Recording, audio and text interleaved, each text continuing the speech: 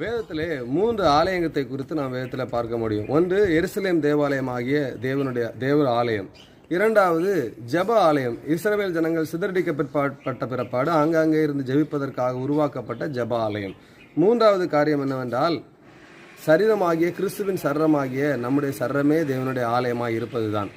ஆச்சரியம் என்னவென்றால், இவையெல்லாம் சம்பவிப்பதற்கு முன்பதாகவே, தேவாலயம் கட்டுவதற்கு முன்பதாகவே தாவீது சொல்லுகிறான், தேவனுடைய ஆலயத்திலிருந்து ஆராய்ச்சி பண்ணுகிறதை நான் விரும்புகிறேன், தேவனை ஆராதிப்பதை விரும்புகிறேன் என்று சொல்லி தேவனுடைய ஆலயமாகிய கண்ணுக்கு புலப்படாத ஒரு ஆலயத்தை தன் இருதயத்திலே பார்த்து அவன் அங்கே சொல்வதை நம்மால் பார்க்க முடிகிறது. அநேக வார்த்தைகள் அப்படி சொல்கிறான். அதே போல தன்னுடைய வாழ்க்கையை பரிசுத்தமாய் காத்துக்கொள்ள வேண்டும் என்று கொரிந்தியரிலே சொல்லப்பட்டிருக்கிறது. இந்த சரீரமாய் ஆலயத்தை தீட்டுப்படுத்தக்கூடாது என்று சொல்லப்பட்டிருக்கிறது.